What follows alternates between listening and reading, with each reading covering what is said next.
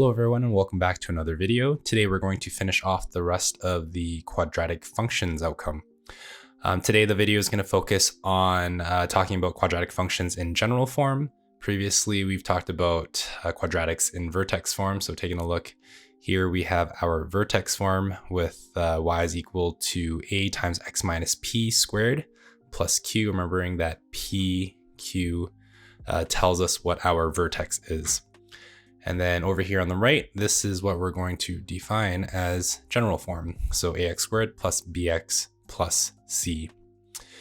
So in our first example, we're going to take a look at a frog jumping into a pond. The height in centimeters of the frog above the surface of the water as a function of time t in seconds is going to be modeled by this function h of t is equal to negative 490t squared plus 150t plus 25. So we've got h representing the height, and t is going to be the time here along the bottom.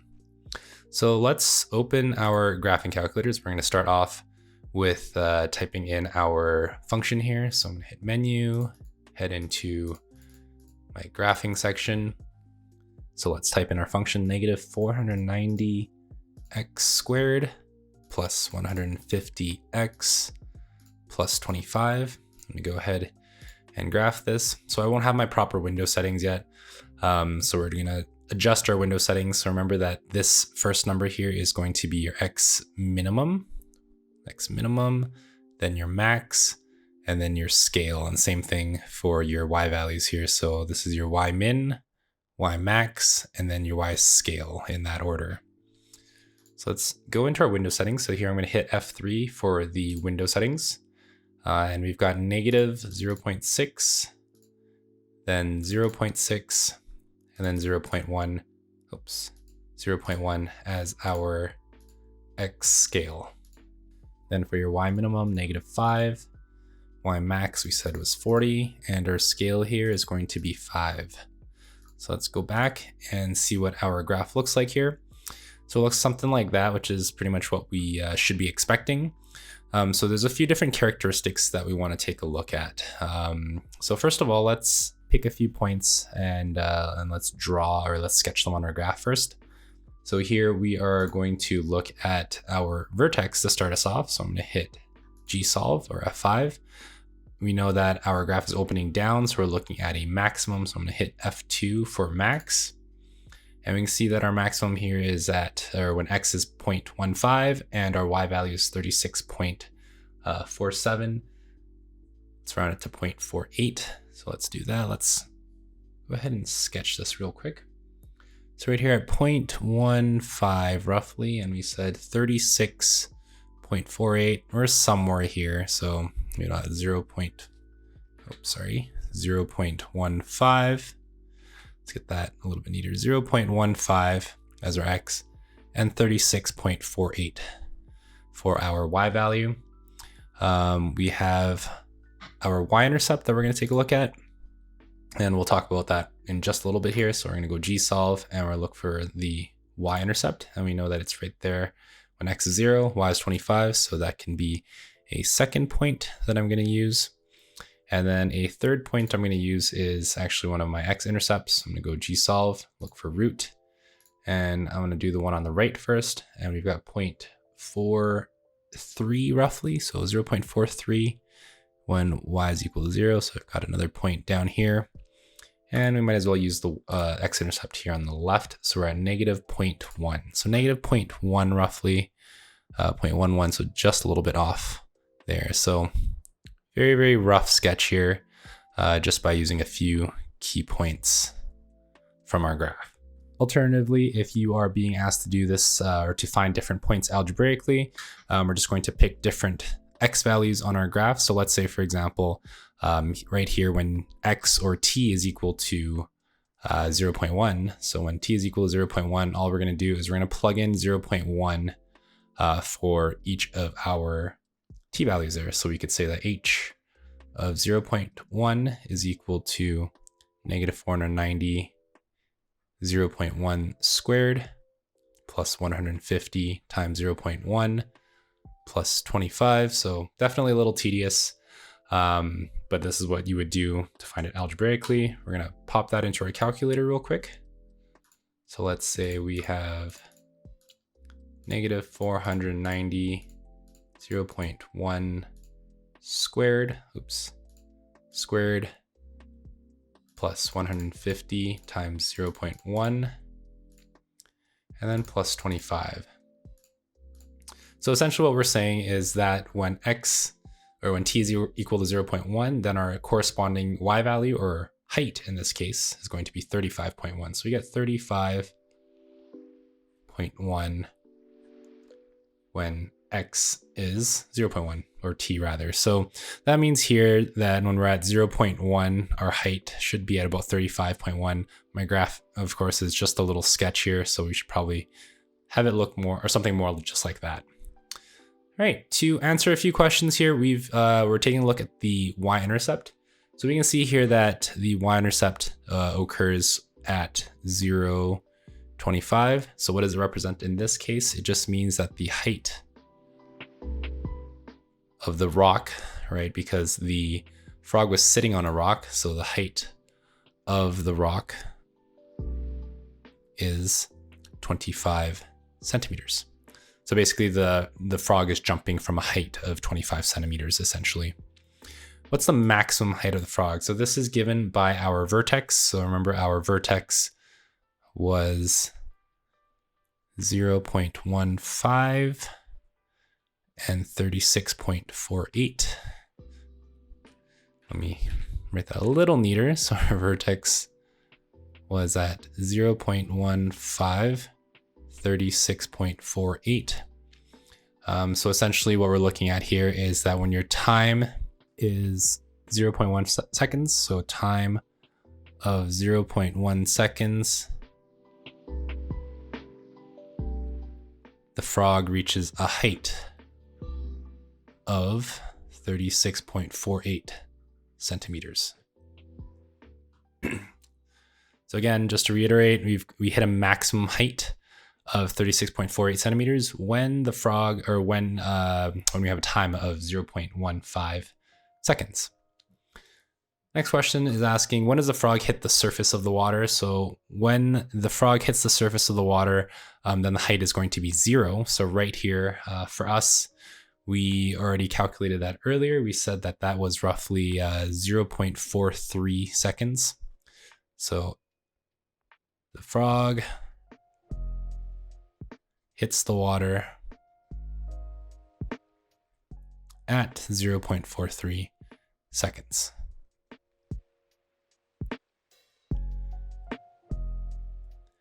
What are the domain and the range of this situation? So we'll break this down to little pieces here, and we want to make sure that we're considering the relevant domain and range. So we'll talk about why that's so important here. So let's start off by actually writing our domain and range down first. So our domain, we have t such that we are going to go from 0 seconds to a maximum of 0.43. And t is an element of the real number system. So let's talk about why these are my two n numbers. So remember, when we talk about domain and range, our minimum value of x is going to go on the left, and our maximum value of x is going to go to the right. And we can see very clearly that it does go past 0, but we're only starting from 0, and we're going to go until 0.43. This is going to be our appropriate domain because the frog jumps at 0 seconds, or we start measuring things at 0 seconds. We don't really care about negative time because that has no relevance to us. The frog has not jumped yet. Nothing has happened. Remember that quadratic functions are just a way for us to model things. And because of the nature of quadratics, knowing that we're going to have this U-shaped parabola, we can completely disregard everything that happens prior to the jump in this particular situation. So we're only looking at things starting at 0 seconds, how high is the frog, and the frog hits the water at 0.43 seconds. We don't really care about anything that happens after 0.43 seconds because, well, we don't really care in the end. So that'll be our domain in this case. Next, if we look at the range, let's go ahead and write down first. So we have h such that, and we're going to go from 0 until 36.48, and h is an element of the real number system. So now taking a look at the y-axis instead, we are considering two numbers. We're going to go from 0 until 36.48. So once again, we're going to start here at 0 for the minimum height because we don't really care what happens if the frog goes under the water. So right there at 0 height means that that's the surface of the water when the frog reaches it. And we go up to a maximum here of 36.48. So the frog doesn't go any higher. So we put a limit to our range of 36.48. So that's going to be our maximum value of y. Here in this case, we're being asked how high is the frog 0.2 seconds after it jumps. So we can do this a couple different ways. We can do this algebraically. So what we did up here, instead of putting 0.1, we can just put 0.2 instead. But I'm just going to go and use our calculator because it doesn't say to solve either way. So I'm going to do this the quick and easy way. And I'm going to go gsolve, and I'm going to go to ycalc. So I enter in my x value of 0.2, and we get a corresponding value of 35.4 centimeters. So the height is 35.4 centimeters. And then if you're on a TI calculator, you're just going to hit second trace. So for a TI, let me draw that better. So for a TI, we're going to hit second, and then we're going to hit trace. And then we're going to go to value. And basically your calculator is going to ask you to put an x value in there. So we're going to put x is equal to 0.2, and that will give us our height of 35.4 centimeters. For this next question, you should go ahead and try to work it out on your own first. So pause the video, try it out, and then unpause once you're done to check your work.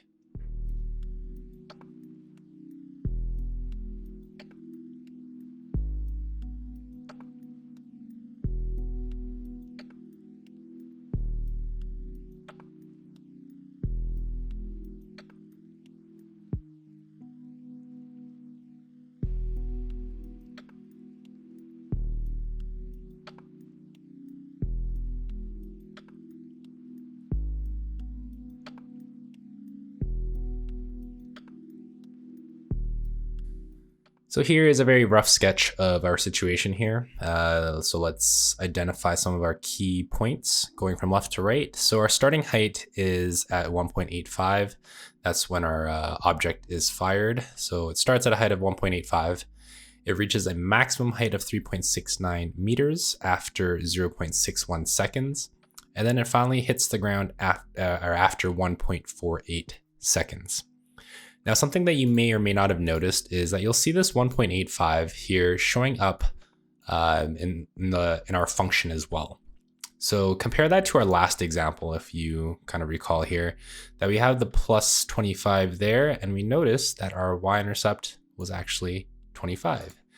And that's not really a coincidence. That's actually something that we should keep in mind, is that for every quadratic in the form ax squared plus bx plus c, our c value is always our y-intercept. So that means that we're going to have our y-intercept in the form of whatever our c value is.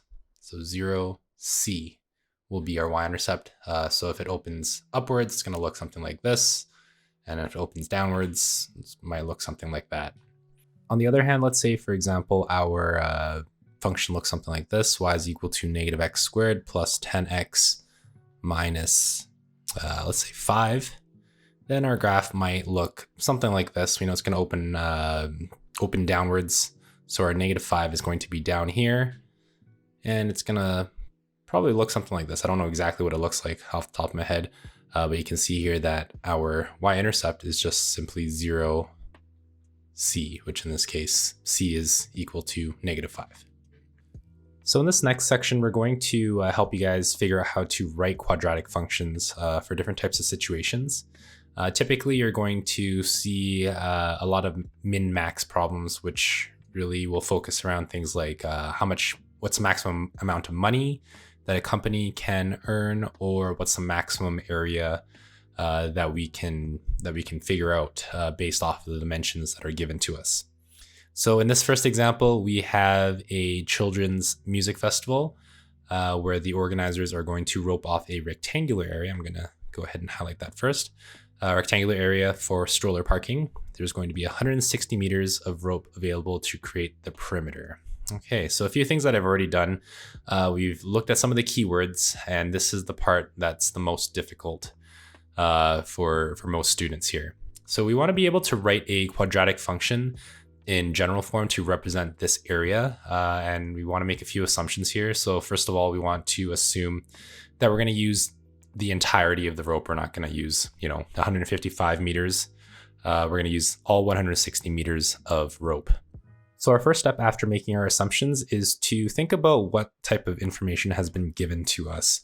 We're going to make a rectangular area, first of all, and we are given some dimensions for our perimeter. So I want to go ahead and draw a quick little sketch here to help us represent exactly what we're looking at. So I know that P has to equal to 160 meters. And because we're dealing with a rectangle, we can therefore draw a rectangle as our 2 lengths and our 2 widths. So we can then state that perimeter has to equal to 2 lengths plus 2 of the widths. And again, this part is going to be the most difficult for students just to get started. You want to be able to work with whatever is given to you. So let's substitute in our perimeter. So we get 160 is equal to 2L plus 2W. And this is typically how far most students will get until they get stuck and they don't know what to do next. So we're going to look at this area portion, and we're just going to consider that area has to be equal to length times width. So our goal here is to rewrite our lengths and widths in terms of one another. So we just want to pick one. So let's say, for example, in this case, I want to rewrite width using only my length. So what does that look like? I'm going to first divide both sides by 2. So I get 80 is equal to L plus W. So if I'm going to isolate for width here, I'm going to subtract L from both sides. So I get 80 minus L is equal to my width. And from here, I can then expand my original expression. Area is equal to length times width. Well, we know that area just has to equal to length. And we just said that width was equal to 80 minus your length. We can go ahead and rewrite this by distributing. L times 80 gives me 80L. And then L times L gives me L squared. So I'm going to rearrange my terms here. I'm just going to simply state that A is equal to negative L squared plus 80L. So the next part of our question is asking us to use our calculator to quickly sketch our function here and identify our window settings. So let's punch in our function. So negative L squared, so negative X squared plus 80X is what we're looking at. So when we think about X, or our length, okay, we're going to keep in mind a couple things as we draw this, and we're not going to get anything too crazy. We just get this. So we know we're going to have to expand our window settings a little bit. So going back to our window settings, we want to be able to consider, okay, well, what makes sense as our window settings? Well, looking at our X values, we know that coming from our width, well, what's the most that we can subtract in terms of X? If we're looking at this, 80 minus X, well, the most that we'd be able to subtract essentially is 80.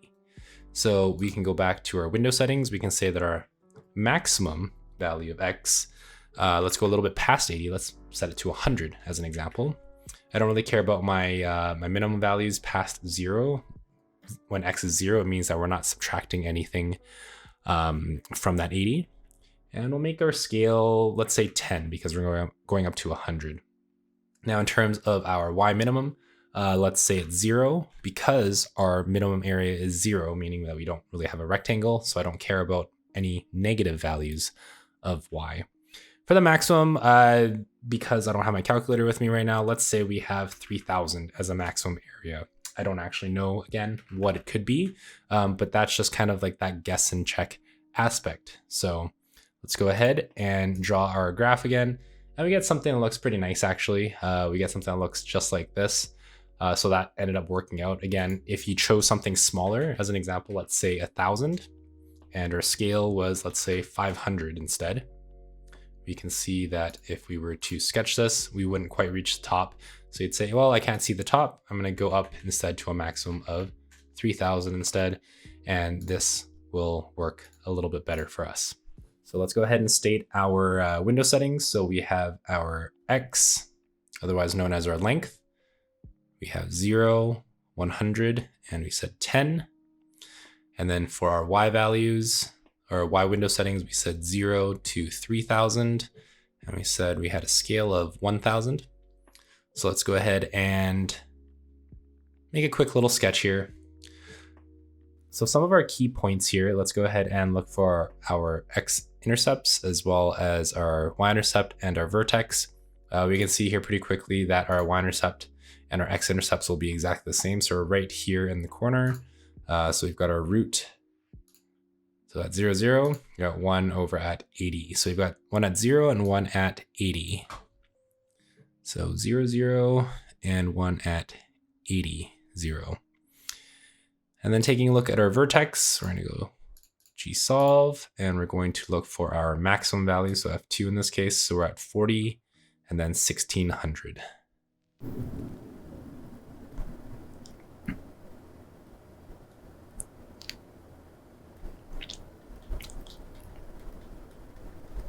So we kind of cheated in the last question because now in part C, it says to algebraically find the vertex. So we know obviously what our answer should be, but now trying to do it algebraically means we're going to have to plug in some values here.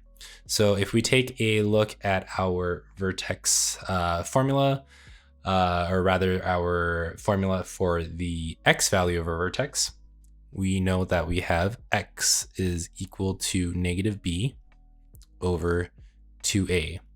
So rewriting our, or taking a look rather at our general form here, our a value is going to be taken from that -1. So a in this case is equal to -1. And our b value is equal to 80. So b is equal to 80.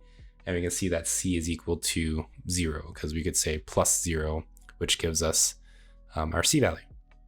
So plugging in our values here, we have -80, so that's negative positive 80, divided by 2 times -1, which gives us -80 over -2, which gives us a positive 40.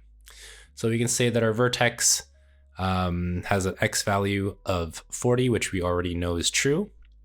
And then just to find our y value, we're going to simply plug in 40 for L or X. So we have -40 squared plus 80 times 40, and we end up getting 1600 once we punch that into our calculator. Something else that we can keep in mind as well, just in case you want to have a quick mental image of what the graph is going to look like. Since we know the vertex is going to be in between our two x-intercepts, and we know that the middle point between our x-intercepts is going to be our vertex, though we know right away, since we know our first x-intercept was at 0, second one was at 80, well, right in the middle will give us an x value of 40. This last section here, we want to talk about the domain and range. So let's go ahead and find our minimum and maximum values for length and area. So for us, our minimum length, so we have length such that we're going from 0 and we're going up until 80. And L is an element of the real number system. And then now we're looking at not our width. Okay, so this is the part that typically students will make a mistake on, is that we're looking at area because that was our original function. We're not looking at the width. Now, obviously we can solve for width later, but this question isn't asking us for the width. We're looking at the area. So our maximum area goes from 0 until a maximum of 1600. And A is an element of the real number system. So, oh, I just noticed we missed the portion here. What does the vertex represent? So it means that we have a max area when our length, or max area of 1600, when length is equal to 40. So one last bit before we move on, when we plug in our dimensions here, our length is 40. Well, we know that originally width is equal to 80 minus our length. Well, that means that our width is also 40, giving us a square. So typically, for most questions that look like this, when we look at rectangles, the max area is going to be a square without any further restrictions, which we will run into later on. But typically, we want to be thinking that a square is a specialized type of rectangle with equal sides. That's going to be the shape that will give us a maximum area. So in this next question, we're going to talk about maximizing revenue.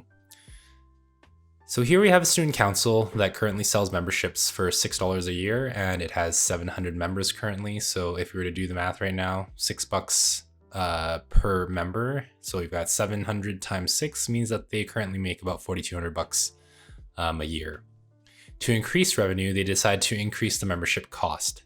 The results of a survey indicates that 50 fewer students will buy a membership for every $1 increase in the membership cost. So we want to write a quadratic function in general form to model the situation. So to start us off, let's define a couple of variables. So let's start off with R. So R is equal to your total revenue. So a total amount of money that you're making in dollars. And we also have to define what X is going to equal to. So X is going to equal to the number of price increases. And we'll see what that means in just a second. If we had to come up with a formula currently, before we started to input too many of these numbers, we would say that revenue is equal to the number of members multiplied by the cost of membership.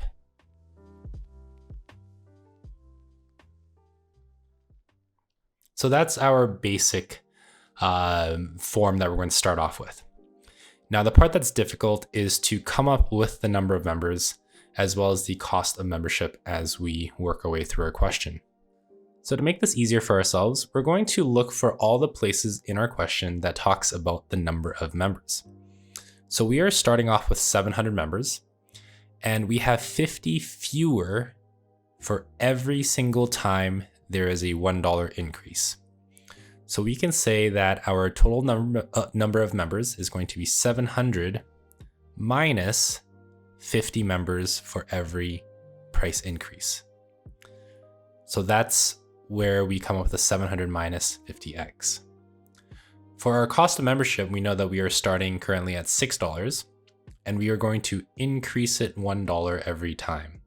So here we can say that we have 6 plus 1x, or just 6 plus x, will be our cost of membership. So it's going to be $6, and we're going to add $1 for every time it goes up.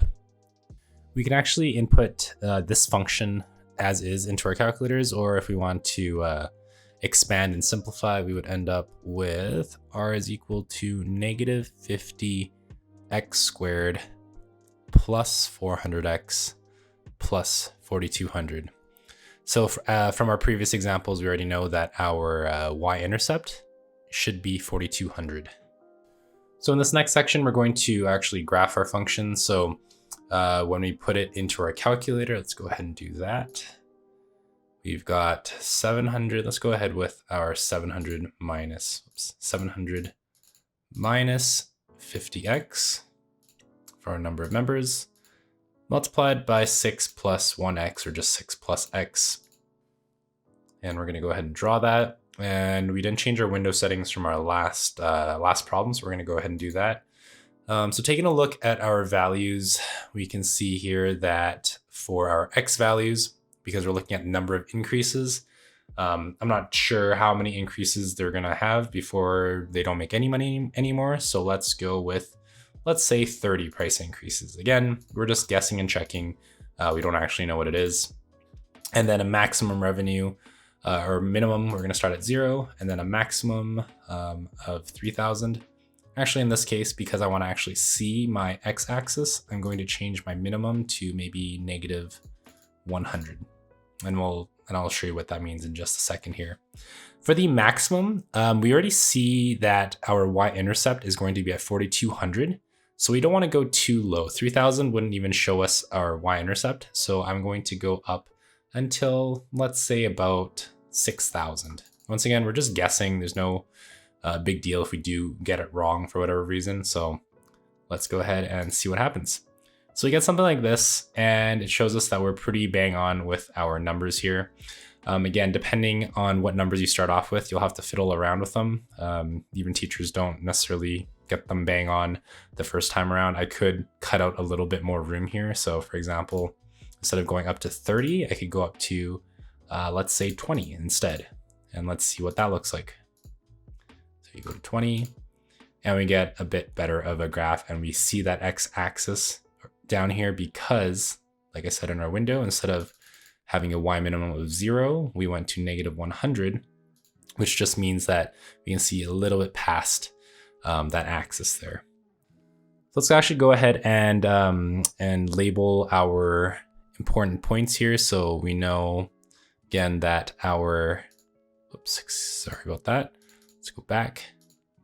So we know already from our original function that our y-intercept is at 4,200, and it definitely is. So we're here at 4,200.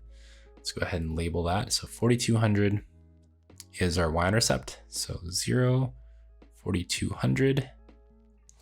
And let's clean that up a little bit. 0, 4,200 is our y-intercept. We're going to end up with a maximum. Okay, and we already know it's gonna be a maximum because our a value was negative. So let's see what our maximum is. So in this case, our maximum is at 5,000. So let's go ahead and do something like this. So we said 0, or rather 5,000.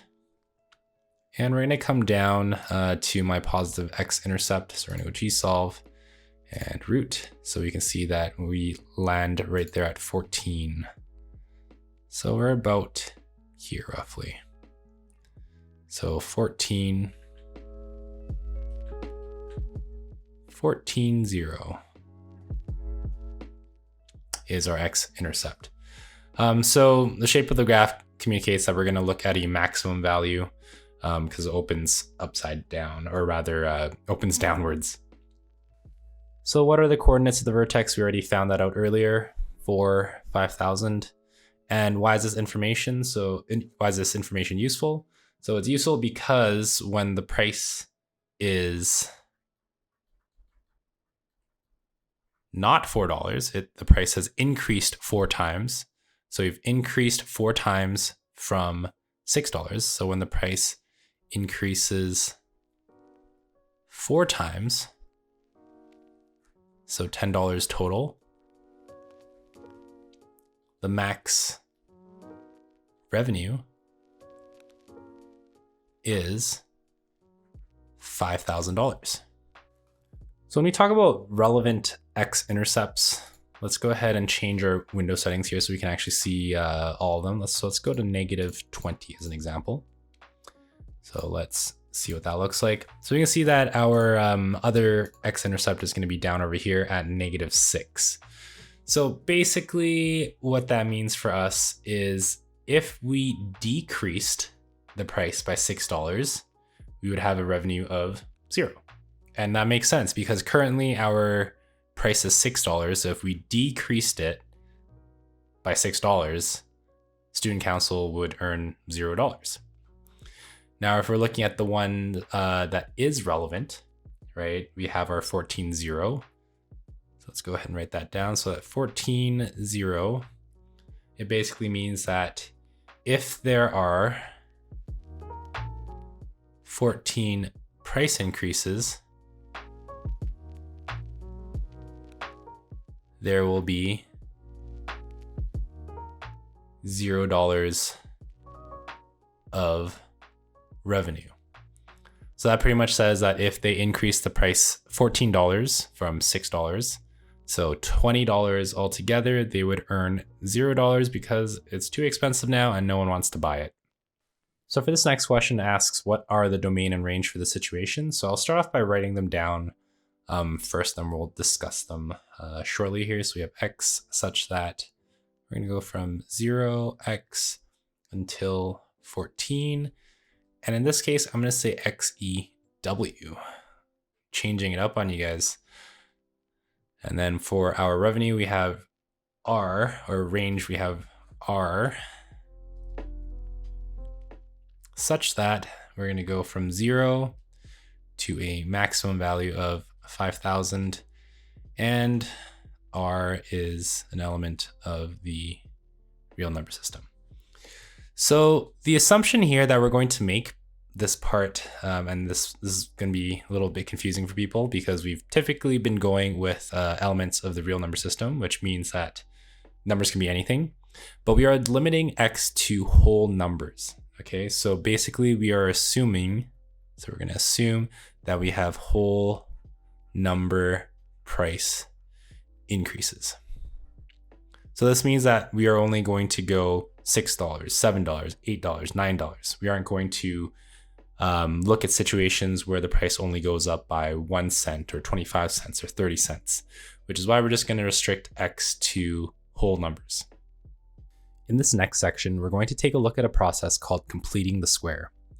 Previously, what we took a look at was going from vertex form, which we know is y is equal to a times x minus p squared plus q, and we went into general form, which was y is equal to ax squared plus bx plus c. And we were able to do this just by simplifying our polynomial here, so expanding that x minus p squared. But we all know in mathematics that if you're able to go one way, we can always undo what we've done. So that's exactly what we're going to do. Instead of going from vertex form to general form, we're actually going to go from general form right here into vertex form. And we're going to be doing that by using a process called completing the square. Before we can complete the square, we need to review how to factor perfect square trinomials.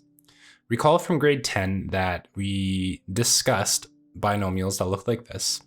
So let's say we have a plus b squared, and this actually ends up giving us a trinomial that looks like this, a squared plus 2ab plus b squared.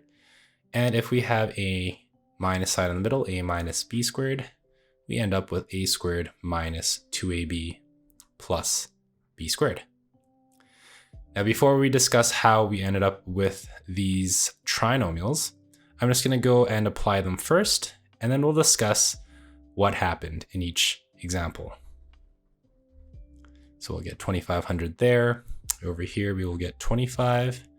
And then over here, we'll get plus 144. So let's go ahead and see how I ended up with these values. So for this first example, this can actually be factored as x plus 9 squared. For the second example, this can be factored as x plus 50 squared. This third example is factored as x minus 5 squared, and this last one is x minus 12 squared. Now, the pattern that we're going to be looking for is trying to figure out, well, how did we go from our c value here? Again, I'll refer to it as c value because we are looking at ax squared plus bx plus c, so we're looking for that final value in the trinomial. Now we want to see how some of these values are related to each other.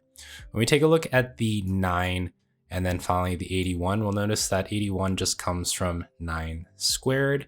We can do the same thing with the 2,500. If I have 50 squared, that gives me plus 2,500. And then over here with the negative 5 squared. Negative 5 squared still gives me plus 25, and the negative 12 squared gives me 144. If we take a look at the x values, the x's in each of these examples, when we square it, we get that first value. Now the question is, where does that middle term come from? Well, if we take a closer look at the patterns that we wrote down earlier, we have plus 2ab. What this really means is that we're just taking the square root of each of our values, essentially, in our binomial factors. So the square root of x, the square root of x squared gives us x, and the square root of 81 gives us 9. The 18x comes from 2 times x times 9. That's where that middle term of 18x comes from. This 100x comes from 2 times x times 50, which gives us 100x. When we involve the negatives, it looks a little bit trickier, but it's really not too bad. We're just going negative 2 times x times 5. But now to go the other way, how did I go from this into this? Well, if I took half of my 18, that would give me 9, and then I would square it, which would give me 81. If I go half of 100, that gives me 50, and when I square it, I get 2500. Same thing with the negative 10 here. I take half of negative 10, I square it, and that gives me 25. I take half of negative 24, I square that, negative 12 times negative 12, and that gives me 144. Nothing changes if we end up with fractions. So if I take a look at this example down here, I take half of 5, so 5 over 2, and then I square it, that gives me 25 over 4. So that's what I'll end up getting here. Similarly, with this last example, I'll have negative 3 over 4. I divide that fraction by 2, and that gives me negative 3 over 8. I take that negative 3 over 8, and I square it, and that gives me 9 over 64. So we go plus 9 over 64. Before we actually start the process of completing the square, let's take a look at what it means to do it visually. Let's say, for example, we have some sort of quadratic, x squared plus 4x. This can be represented by a rectangle that looks like this. So we can go ahead and draw our rectangle. And to figure out our side lengths, we can actually just factor out our greatest common factor of x, which would be x, and then we have x plus 4. So that means for us, we have a side length of 4 up top, and then we have x plus 4 along the side. Now, something that we can do here is actually draw a line right about there. So again, it's not perfect, but what this means for us is that this section right here is going to be our side length of x, and also this side length right here is going to be a side length of x. Now, obviously this is a sketch, so it's not gonna be perfect, but we can now say that this remaining portion is just going to be our side length of 4 units. So right here, that is our 4 units. Now what we're gonna do next is we're gonna cut this side length of 4, and thus this rectangle, we're gonna cut this into 2 smaller rectangles. Now what's gonna happen is I'm going to actually move this bottom rectangle up onto the side over here. And we'll get something that looks just like this. Now what this leaves us with is, because we cut these 4 units here in half, this side length on the side now in blue is actually just 2. So this entire left-hand side is now x plus 2, and the same thing here at the top, because we're adding 2, then our top side length is also now x plus 2. This is the portion where completing the square comes from. We're going to complete the square essentially, and we're going to draw kind of a fake looking section right down here. So what does that mean for us? Well, the entire area, if I were to calculate this whole thing, so if I decided to figure out, well, what's the area of this purple shaded area? That's represented by this, x plus 2 squared, which is the same thing as x plus 2 times x plus 2. And that leaves me with x squared plus 4x plus 4. But the thing is, we can't add random pieces because that would not be the same rectangle. So what we need to be aware of is that our original x squared plus 4x is the same thing as x plus 2 squared. And maybe I'll do that in purple. We're going to take that part in the purple, x plus 2 squared. But because we have to actually remove this portion down at the bottom, we're going to subtract 4. Now we're going to try out some examples where we do have a third term in our quadratic. But again, we're not going to fuss too much about it, as you'll see here very shortly. So when we're completing the square, we want to first group the terms containing our variables. So what that means for us is I'm going to rewrite this as y is equal to x squared minus 8x minus 1. And we're going to group the x squared minus 8x. We need to complete the square by taking half of our middle term right here, so that -8, just like we did on the previous page.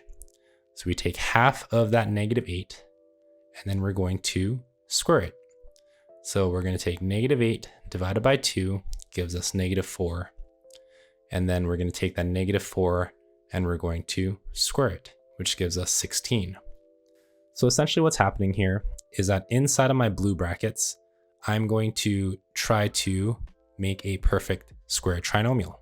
So we'll have x squared minus 8x plus 16. But we can't just add 16 to our equation and keep it the same. So what we're going to have to do is we're also going to have to subtract 16.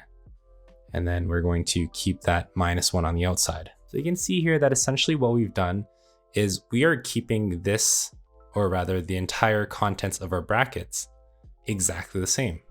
X squared minus 8x is the same thing as x squared minus 8x plus 16 minus 16.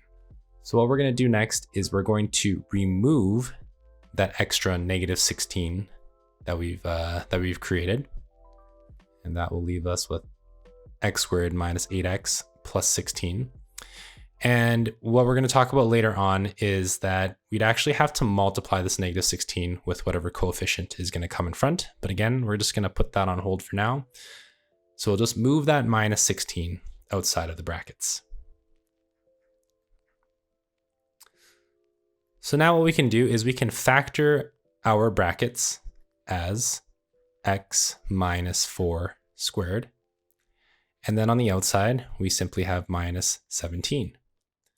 So we've gone from general form into vertex form by doing what we call completing the square. Now, one thing to keep in mind is that we can always check our work to see if we've done this properly by using our calculators. So here on our graphing calculator, let's go ahead and clear our previous formulas here. I'm going to go ahead and put my original function in there. So x squared minus 8x minus 1. And for my second equation, I'm going to go and put in our vertex form that we just came up with. X minus 4 squared minus 17. And we're going to go ahead and draw it. We're going to change our window a little bit. We'll go zoom standard. So for me, this will be F3. And then we're going to go back and draw our graphs. So we can see that we obviously can't see parts of our graph. So we'll have to change our window settings. The nice thing about Casio calculators is that we can simply change our windows just by using the arrow buttons here. But for our TI users, let's just go ahead and change our window settings. So we can change our Y minimum to something a bit more reasonable, like -20. And let's go ahead and draw our graph once again. So we'll get a nice view of our vertex. Oops. So we're gonna go Gsolve, and we're gonna hit minimum. And let's press enter. And we can see that we're looking at our minimum of -17. I'll walk you guys through one more example here, and then I'm gonna leave the second one for you to try out. So as we did previously, we're going to group our terms with the variables. And then I'm going to take half of that middle term. So I'm going to take half of 18. So 18 divided by 2 gives me 9. And then 9 squared gives me 81. So I will end up with y equals x squared plus 18x. We're going to go plus 9, or rather not plus 9, plus 81, then minus 81, because we don't want to change our equation's value. And then I'm going to close off that bracket, and then that plus 10 is still on the outside. Then I'm going to remove that second 81, so x squared plus 18x plus 81. And the second one comes outside of the brackets. It's minus 81, and then plus 10. And we can clean this up by factoring out my brackets, and that will be x plus 9 squared. Finally, minus 81 plus 10 gives me minus 71. Now remember, to keep things simple for ourselves, this x comes from being the square root of x squared, and this 9 comes from being the square root of 81. We know if it's going to be a plus or a minus 9 just by looking at the sign here of your middle term. If it's a plus, it's going to be a plus there. If it's a minus, it's going to be a minus there as well. So take a couple minutes, try out the second one on your own, and then check your work when you're done.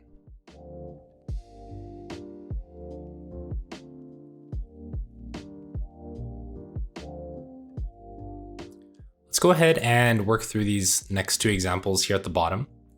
Now, the only thing that's going to be different, or the main thing that's going to be different, is that we now have a coefficient in front of our x squared term.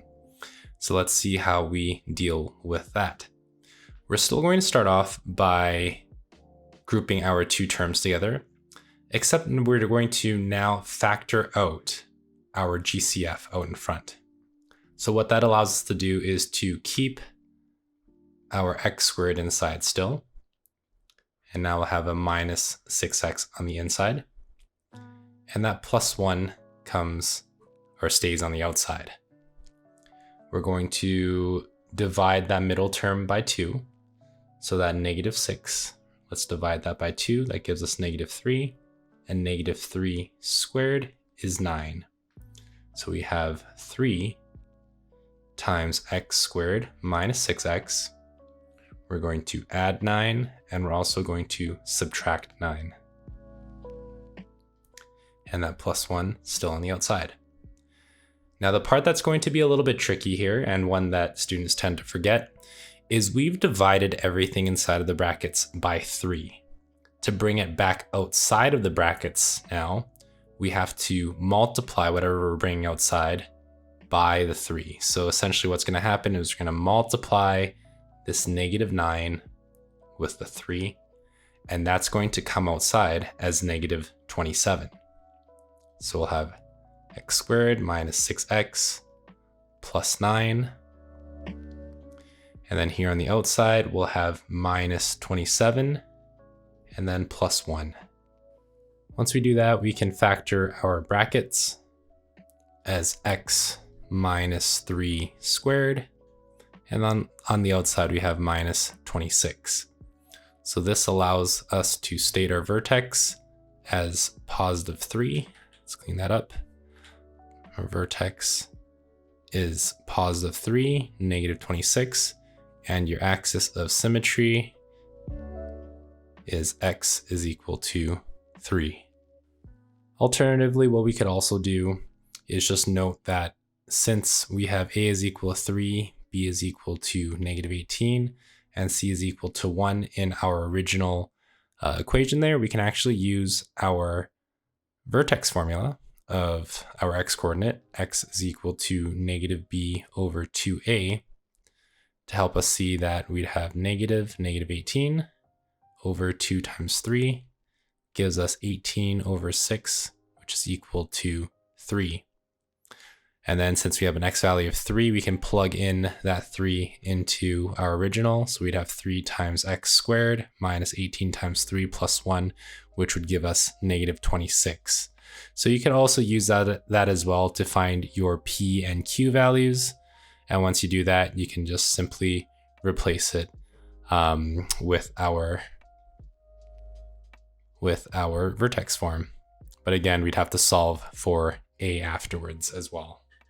So the reason why we typically don't do this when we're trying to convert into vertex form is, as I just said, we do have to solve for A afterwards, which involves us trying to find another point in or on your graph, which may take a bit of time. So we can plug in values of, for example, when x is equal to 0 or if x is equal to 1 just to find another point.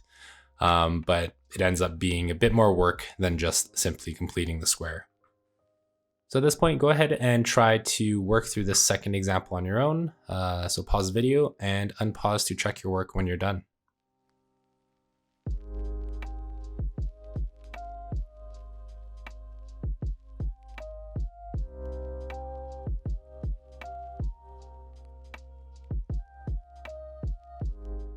So let's up the difficulty a little bit by introducing fractions into completing the square. So we're going to start off exactly the same. Let's group our terms with variables. So we're going to separate those two out, and we'll end up with y is equal to 2x squared plus 7x minus 6, but we're going to factor out a 2. So this will leave us with, maybe I'll do this in red, x squared. So I factored out a 2 from the 2x squared. And now because I factored out a 2 from the 7 here, this will now end up being plus 7 over 2x. And the minus 6 is still the same on the outside. Now what's going to happen is we will still divide that middle term by 2. So we'll have x squared plus 7 over 2x. So let's divide 7 over 2 by 2. So 7 over 2 in half is just simply 7 over 4. And 7 over 4 squared is now 49 over 16. So we're going to add 49 over 16, and then we're going to subtract 49 over 16. And then we close off our bracket, and minus 6 on the outside. So let's simplify things a little bit. Let's take out that second 49 over 16 to the outside. So we'll end up with x squared plus 7 over 2x plus 49 over 16 on the inside of the brackets. Now remember, before we can take this out, we're going to take the negative 49 over 16 and we're going to multiply that by 2. Now, of course, we can do that on our calculators.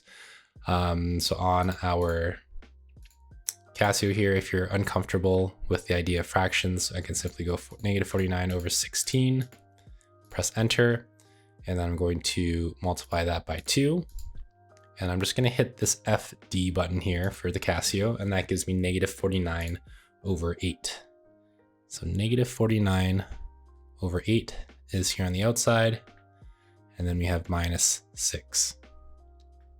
If you're on a TI, you're simply going to, once you get to this step right here, instead of hitting FD, you're just going to hit math and then fraction and then press enter, and you'll end up with negative 49 over 8 as well. For this last section here, let's go ahead and simplify everything once and for all. So you've got y is equal to 2. Then on the inside of our brackets here, we have x plus, and this is typically where students will make that mistake of not knowing what to put there, because now we're working with fractions. So if we look at our previous examples, we can see that we go x plus 9 here. So this 9 was really just half of that 18. This 3, or this negative 3, is just half of negative 6. This positive 4 is half of that 8. So what was half of 7 over 2? Half of 7 over 2 was just 7 over 4. So the 7 over 4 is what we're going to need to put as this second term here. So 7 over 4 goes into our brackets. We're going to close it off, square it, and then here we have negative 49 over 8, and we're going to subtract 6. So we're going to minus 6 from whatever answer we have, and we have negative 97 over 8. So minus 97 over 8. So our maximum or minimum value, so we're going to have a minimum value. So we have a min of, let's get a bit more room here. So we have a minimum of negative 97 over 8 when x is equal to negative 7 over 4. And of course, the best way to check our answers is to go on our calculators. So let's go ahead and do that. And we're going to enter our original into there. So 2x squared plus 7x minus 6. We're going to go ahead and graph this.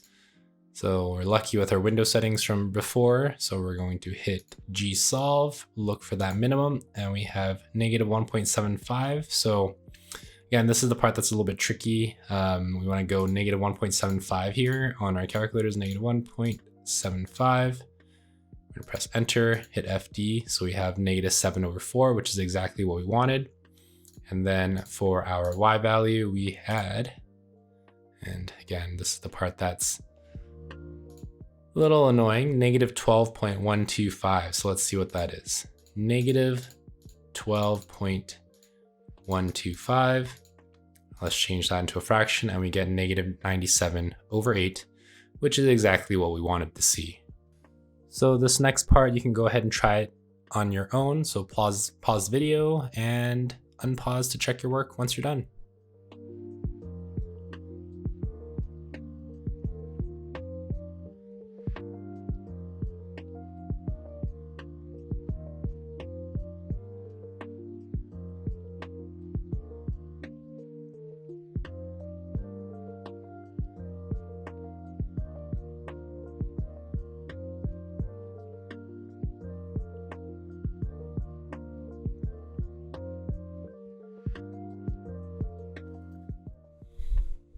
Please also give this next question a try by pausing the video and unpausing once you're done to check your work.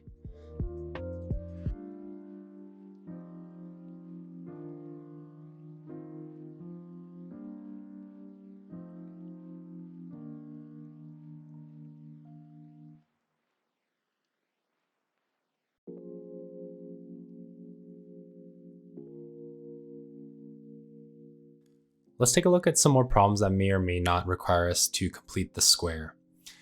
So in this example, we have a theater company that has 300 season tickets subscribers, and the board of directors decide to raise the price of a ticket from the current price of $400. So a survey of the subscribers has determined that for every $20 increase in price, 10 subscribers would not renew their season tickets. So we need to figure out what price would maximize the revenue from season tickets. So the first thing that we need to do is to start to define our variables. So our typical Y value is now going to be represented by R, which is going to be our revenue or money that is earned in dollars. And then we have our X values, which is going to be the number of price increases. So number of price increases. So just like we did in a problem previously with revenue is really just going to be equal to the cost of tickets. So we can say first, we can talk about the number of people, number of tickets sold, number of tickets sold times the price. So those are going to be the two things that we need to figure out first. So how many tickets are they selling? So they start with 300 and they're going to lose 10 for every increase in price. So for every $20 increase in price. So what that means for us is we can then write this as 300 minus 10x. So we're losing 10 every time x goes up 1. So we're not talking about price just yet. Meanwhile, for price, they start off at 400 and they're going to bump it up $20 for every increase. So 400, and we're going to go plus $20 per increase. So depending on what the question typically will ask you, this doesn't say to find it in any specific form. So we could technically leave it like this, graph it, find the vertex, but that would obviously be a little bit too easy, right? So finding our general form, we would go ahead and simplify. We would have something like this. Once we simplify, negative 200x squared plus 2000x plus 120,000. Now, if we want to convert this into standard form, or standard or vertex form, depending on what type of resource you use, we can go ahead and continue to work with this. So we can factor out a negative 200 from your first two terms. So we'd have minus 10 here on the inside, minus 10x, plus 120,000. This one's actually not too bad. We end up with negative 200x squared minus 10x plus 25. I'm going to, maybe I won't skip a step just yet. So plus 25, because negative 10 divided by 2 is 5, and 5 squared gives me positive 25. And now let's take that negative 25 out by multiplying by the negative 200.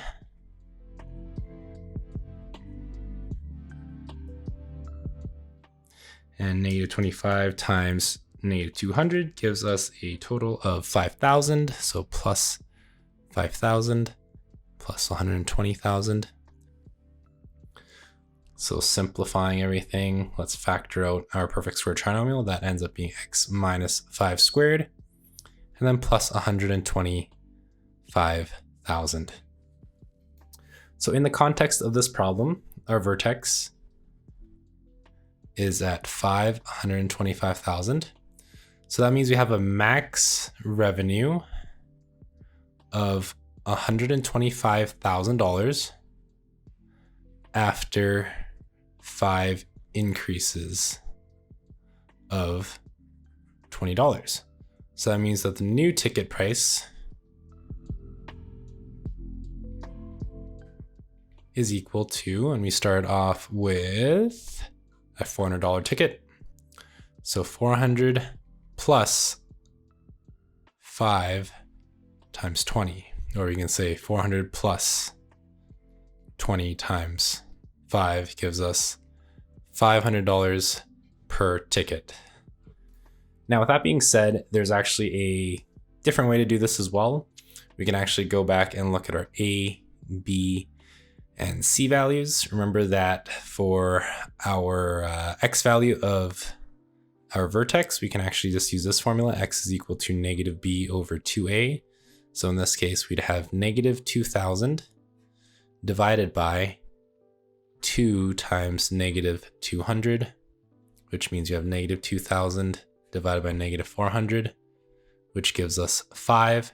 And if I plug 5 into either one or any of my equations here, we'd end up with y is equal to 125,000. So we can also find our vertex this way as well. So for this next question, you can go ahead and pause the video and try it out on your own, and then afterwards unpause and check your work.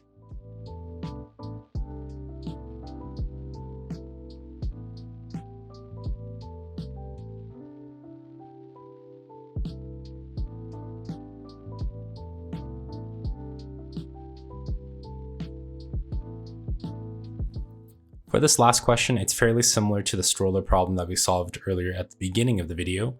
So we're going to go ahead and label our sides here. So we have 2 rectangles that are fenced with 450 meters of fencing.